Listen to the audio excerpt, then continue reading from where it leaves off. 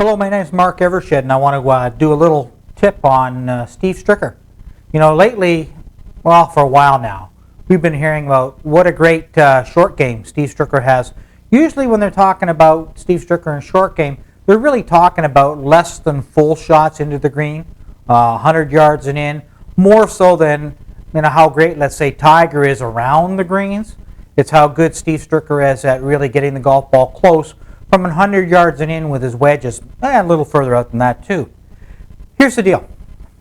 For the time that we're going to spend together today, I really want to talk about how he controls his distance more than I can talk about how he gets the golf ball to travel on the line he wants, because we really have two different things. To get the golf ball to travel on the line you want, that's all about swing plane. That's all about controlling the shaft of the golf club and the line that you swing it on. That's swing plane. Lots of places on the internet you can probably find that. I would highly suggest you go to my site and sign up for at least a 24-hour trial and look at anything in red. Anything in red will explain to you what makes the ball go on a straight line. But today I really want to focus on why I think he gets it so close, because he's got really great distance control. So let me see if I can bring you up to speed on how to do that. There is 4 different ways to create speed in a golf swing, and they are not equal. So let me go through this and see if this doesn't make a whole lot of sense to you. Well, before I do that, the first thing you want to be able to do is get offensive on less than full shots. It's not defense. It's not how slow should I go. It really is how fast should I go. Your total goal is to figure out or to want to know that you can go fast without the ball going far. Let me go ahead and do this. I get 76% of all the potential speed I can create in a golf swing from the correct use of my hands. And I underline the correct use, not the incorrect use. I get 16% by how fast I can swing my arms, which is mainly me swinging them on the correct line. A manipulation of the correct line slows you down. If you're swinging them on the correct line, they'll go as fast as they can potentially go. The third one is a thing called a vertical drop, which is the golf club dropping down before you start spinning. That gets you about 5%. Now the body gets you about 3%, not very much. So, okay, let's figure this equation out then. If I want to hit the ball hard without the golf ball going far, and the reason I want to do that is because it's easier to figure out how fast to go than it is to figure out how slow to go. So if I take my hands and I kind of put them in the impact position,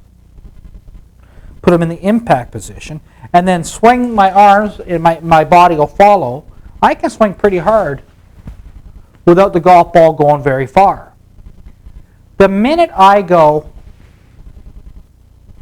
now I have the potential to hit it a lot farther, which is good if I'm hitting my driver or my 3-iron or my 5-iron in a full shot to the green. But if I've got a wedge in my hand and I've got 60 yards to go, or let's say 80 yards to go, as soon as I do this, I've got too much potential speed at my disposal, and my brain goes, look out, this could go way too far, and then you start slowing down and hitting the ball easy. And again, it is much easier to figure out how fast to go than it is to figure out how slow to go. I can remember years ago on the 17th green at Sawgrass, TPC course of Sawgrass, where Tiger flew that wedge right over the back of the green when he was a lot younger. Him and I think Davis Love, they had to learn how to control their distances. Guys that have the ability to hit really far, the downside is they have a hard time controlling less than full shots. At full speed, they're okay, because at full speed, the ball's going to go how far it's going to go. But at less than full speed, these guys have, you know who, Dustin Johnson right now, he has a hard time because he is built to hit a golf ball really far. Again, my advice to him would be he has to learn to, and I'll give you some terminology, he has to learn to zero out the cocking of his left wrist. If I do not cock my left wrist, I cannot hit the golf ball as far as if I cock it. So when I don't want to hit the golf ball far, you know, and then what they say out there, let's say, well, you've got to shorten your swing. See, my explanation is this. If I don't cock my left wrist, my swing isn't very long. Which is a lot different than people trying to go A lot different. I hope that explanation makes a whole lot of sense. So I'll hit a few for you. Again, less than full speed. I want to be able to strike the ball firmly without the golf ball going far. As soon as let's see if you can see the differences. If you're really looking carefully, you can. This time I will cock my left wrist. And that definitely had the ability to go a lot further than the first one. And now I won't cock my left wrist.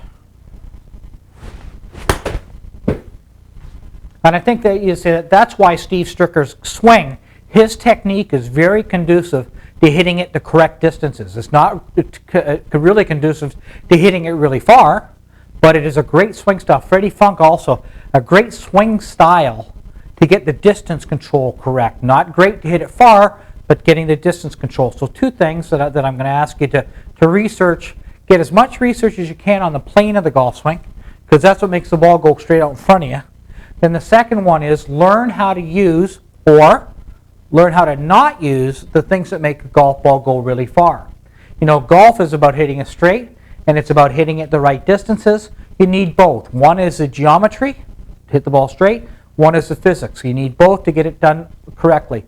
Next time you're watching Steve Stricker, watch and see if you don't see this for the first time you've ever noticed it. Well, this is what makes him so good at that part of the game.